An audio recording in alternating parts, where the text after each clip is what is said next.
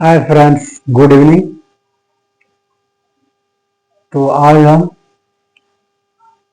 Exercise 3.4 पे ही चल रहे हैं और क्वेश्चन नंबर 2 का फोर्थ पार्ट करवाने जा रहे हैं। ये फोर्थ पार्ट भी समझना है। अब बड़ा इंटरेस्टिंग क्वेश्चन है, समझने में भी इंटरेस्ट आएगा। तो क्वेश्चन हम रीड करते हैं, आप लोग ध्यान से सुनिए और फिर मैं जो कुछ बोलता हूं उस पर थोड़ा सा कंसंट्रेशन बढ़ाइए। Meena went to a bank to withdraw ₹2000। Meena bank को जाती है, उनको 2000 रुपये निकालने होते हैं। क्लियर है? उनको 2000 निकालने हैं बैंक से। आगे क्या हुआ? She asked the cashier to give her ₹50 and 100 notes only. उन्होंने कैशियर से रिक्वेस्ट किया कि उनको केवल 50 के और 100 के दो ही टाइप के नोट चाहिए और उनको 2000 निकालने हैं। 50 का नोट चाहिए और 100 का नोट चाहिए, इसके अलावा और कोई नोट नहीं चाहिए। क्लियर है? Meena got 25 notes in all. अब ये बता रहा है कि मीना को जो नोट्स मिला वो 25 नोट्स मिला, मतलब 25 में ही 50 के भी कुछ नोट्स हैं और 100 के भी कुछ नोट्स हैं। दोनों नंबर ऑफ नोट्स टोटल जो है वो 25। Find how many notes of ₹50 and 100 series. अब कह रहा पता कीजिए कि उनको 50 का कितना नोट मिला और 100 का कितना नोट मिला। ठीक है, अच्छा क्वेश्चन। और ये थोड़ा रिमार्केबल क्वेश्चन है। आप लोग के साथ भी ऐसा हो सकता है। आप लोग भी बैंक जाएंगे तो आप लोग भी अपनी रिक्वायरमेंट डाल सकते हैं। तो आपको ये पता होना चाहिए कि 50 के कितने नोट्स देंगे और 100 के कितने नोट्स मिलेंगे, ताकि दोनों नोट्स मिलाकर के 25 नोट्स भी हो जाए और 2000 रुपीज भी हो जाए। तो यहां दो स्टेटमेंट है, एक तो नंबर ऑफ नोट्स 25 है और टोटल रुपीज कितनी निकाला है उसने 2000 है। ये दो स्टेटमेंट बड़ा गौर करने वाला है। ठीक है, और इसी दो स्टेटमेंट से इक्वेशन बनेगा। तो चलिए हम क्या करते हैं, जैसा कि आपको फाइंड आउट करना है कि how many notes, number of notes पता करना है। हमको ये पता करना है कि 50 के कितने नोट्स थे और 100 के कितने नोट्स थे। तो उसी तरीके से क्या करते हैं, लेट नंबर ऑफ नोट्स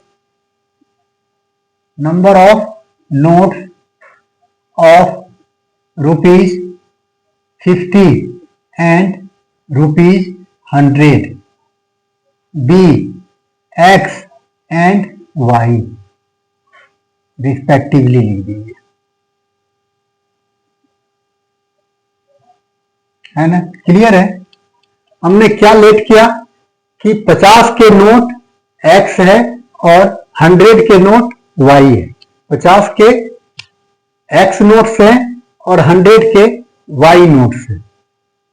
ठीक है, अब आप लोग खुद ही सोच सकते हैं कि 50 के एक्स नोट्स का मतलब हो सकता है 50 का 12 नोट हो और 100 का 13 नोट हो। नोट टोटल कितना होना चाहिए? 25 ही होना चाहिए। अगर 50 के 5 नोट दिया और 20 नोट दे दिया 100 के, तो ये भी 25 ही होगा। तो इसी तरीके से जैसे 12 और 13 हमने लेट किया, वैसे ही एक्स और वाई लेट किया कि 50 के एक्स नोट्स दिया और 100 के वाई नोट्स दिया। टोटल नोट्स उसको कितना मिला है? 82 लिखिए। टोटल नोट्स उसको कितना मिला है? तो 25 मिला है। इसका मतलब है कि x plus y equal to 25 हो गया। ये नंबर ऑफ नोट्स है।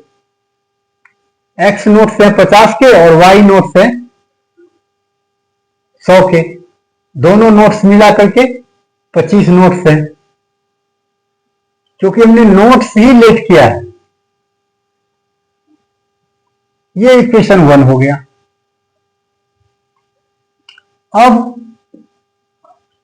अब जो दूसरा स्टेप था वो था कि उनको टोटल 2000 रुपये निकालने थे।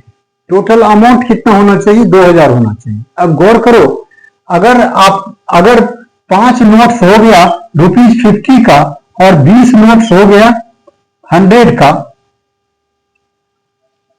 ठीक है, अगर 50 के 5 नोट्स हो गए तो उसका वैल्यू कितना हो गया? 50 गुना 5, 250 रुपये हो गया।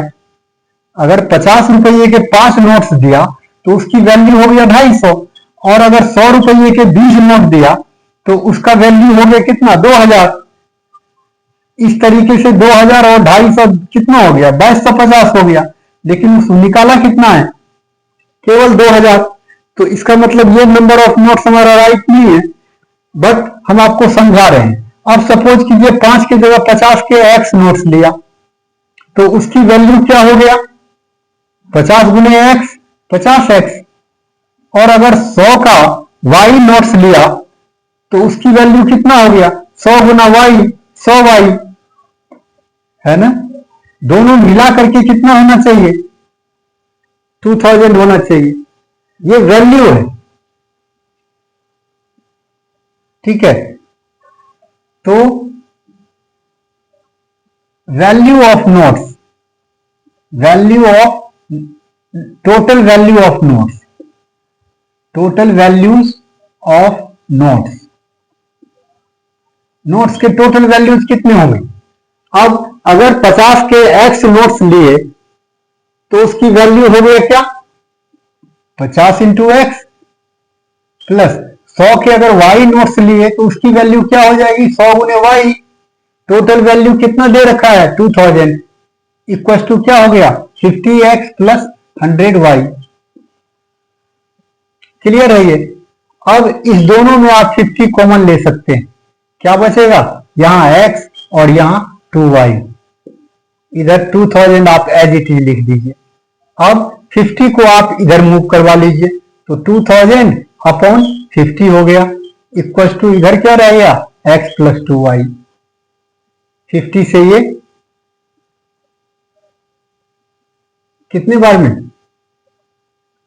40 बार में। फाइनली क्या हो गया? अब इसको आप आगे साइड चेंज कर सकते हैं, कंप्लीट टर्म का साइड चेंज कर सकते हैं। x plus 2y equals to 40। ये हो गया इक्वेशन 2। अब आपका इक्वेशन 1 और इक्वेशन 2 दोनों आ गया। अब आप क्या करोगे? एलिमिनेशन मेथड यूज करोगे। इसमें आप देखिए x वाला टर्म हमारा सेम है, बट क्या करना है? दोनों को माइनस करना है, तभी जाकर के ये 0 होगा ये टर्म। तो क्या लिखेंगे? Subtracting equation 2 from 1 we get. अब क्या करना है? x प्लस वाई को ऊपर लिखिए 25 और x प्लस 2y को नीचे लिखिए इक्वल टू 40। दोनों को क्या करना है? सब्ट्रैक्ट, मतलब इसका साइन चेंज। ये माइनस हो जाएगा और ये भी माइनस हो जाएगा। फाइनली ये खत्म और ये क्या हो जाएगा? दोनों का डिफरेंट साइन है, 2y का साइन माइनस है और y का साइन प्लस है। डिफरेंट साइन है तो इसको घटा दोगे, और जब घटा दोगे तो बड़ा का साइन इसमें लगा दोगे। तो minus y equal to minus 50। ये भी वही बात है, माइनस माइनस खत्म, y इक्वल टू कितना आ गया? 50। इसका मतलब 100 के कितने नोट हैं? 15 नोट्स हैं। 100 के 15 नोट्स हैं। यहां नोट्स लिख दीजिए। अब क्या करना है? y की वैल्यू किसी एक इक्वेशन में पुट कर दीजिए, आपका x की वैल्यू आ जाएगा। Putting y equal to 15 in equation 1 we get क्या है? x plus y equal to 25। दोनों नोट्स मिलाकर के 25 थे, अगर y हो गया 15 तो x कितना होगा, आप लोग भी समझते हैं इस चीज को। 25 माइनस 15 दैट इज 10। 10 नोट्स हो गया, मतलब x का 50 के कितने हो गए, x नोट्स हैं किसके, 50 के।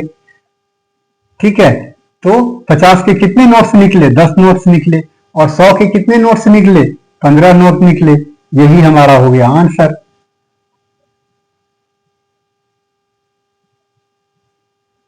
हम उम्मीद करते हैं कि सभी बच्चों के समझ में ये आ गया होगा ठीक से, बट सभी से रिक्वेस्ट ये है कि आप लोग प्रैक्टिस कीजिए ऐसे कुछ क्वेश्चंस का, आर.डी. शर्मा के हेल्प से या फिर आर.एस. अग्रवाल के हेल्प से। जब तक 2-4 सम्स कीजिएगा नहीं इस टाइप का, तब तक ये ठीक से अंडरस्टैंड नहीं होगा। Thanks to all of you.